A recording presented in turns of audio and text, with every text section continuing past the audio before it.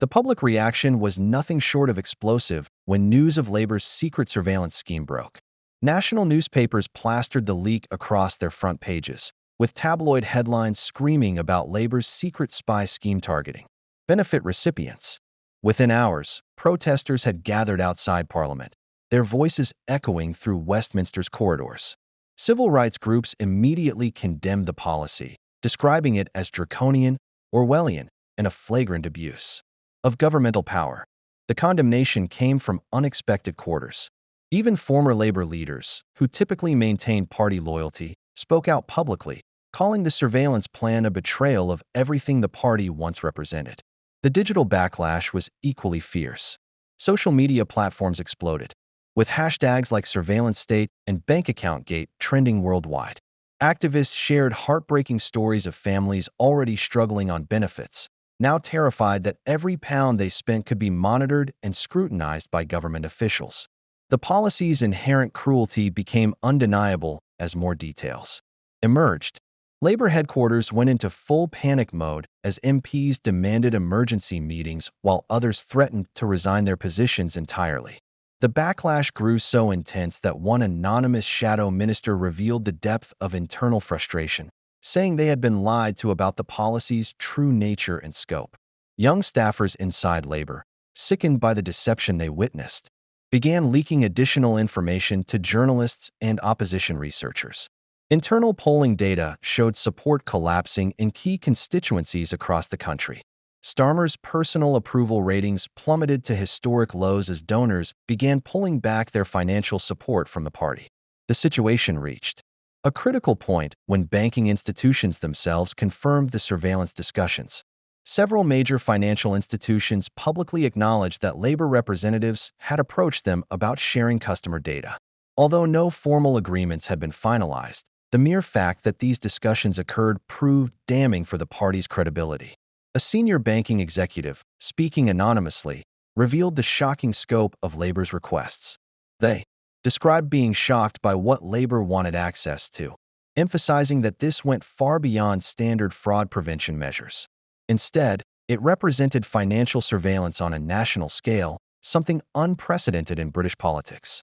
If you're finding this political analysis helpful, make sure to subscribe for more in-depth coverage of breaking political developments. There was no longer any doubt about the authenticity of the leaked documents. What was supposed to be Starmer's grand strategy to project control and demonstrate governmental seriousness had instead become a symbol of authoritarian overreach. Starmer attempted to deflect mounting criticism by brushing off questions and avoiding scheduled interviews, but the truth was already public knowledge. The public knew the extent of the surveillance plans. The party membership understood the deception involved. Most critically, Labour MPs were ready to turn against their leader. This crisis had transcended policy disagreements and became fundamentally about trust. Once lost, political trust rarely returns in British politics.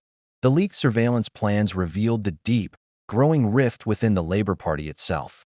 The left wing had maintained long-standing tensions with the centrist Starmer faction, and now it became clear that a genuine civil war was emerging within party ranks. The internal revolt began not with dramatic public statements, but with whispers and private conversations. Quiet murmurs echoed through Parliament halls as encrypted messages were exchanged between MPs sharing screenshots of damning internal emails. Backbench MPs who had remained silent for fear of deselection now spoke with genuine rage about the leadership's deception. One MP privately expressed the sentiment felt by many colleagues, saying Starmer had lied to them and the country, while throwing all party members under the proverbial bus.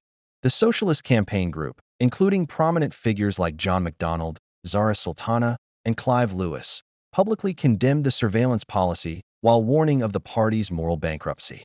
A formal letter signed by 42 MPs demanded an internal inquiry into how the surveillance policy had been conceived and developed in complete secrecy.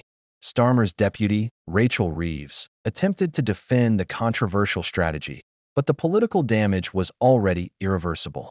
Moderate MPs within the party also began expressing panic about the electoral implications.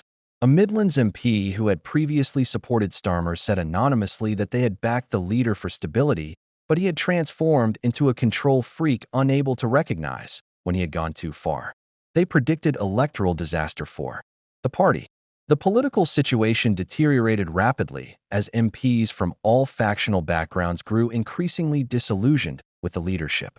Even those historically loyal to Starmer were now questioning his judgment and fitness for office. Rumors began circulating about potential leadership challenges, indicating that this crisis extended beyond ideological differences into questions of party survival.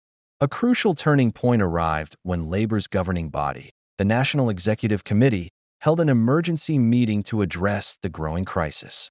MPs across the political spectrum delivered impassioned speeches about the party's direction.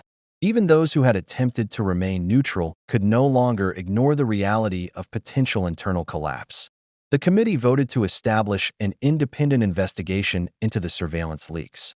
However, this move was widely viewed as a distraction from the fundamental issue of Starmer's leadership credibility.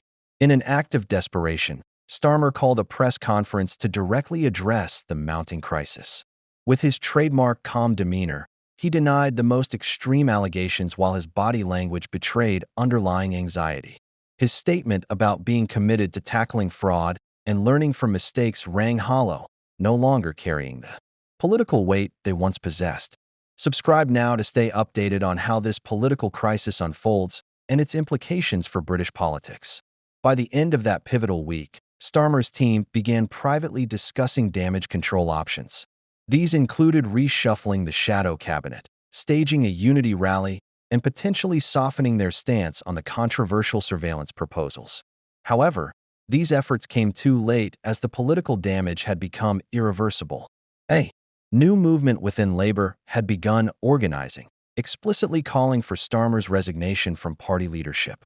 Supporters of his continued leadership had become a vocal minority as the party fractured beyond repair. A leadership challenge loomed on the political horizon, marking a potential end to Starmer's tenure as Labour leader and fundamentally reshaping British opposition politics.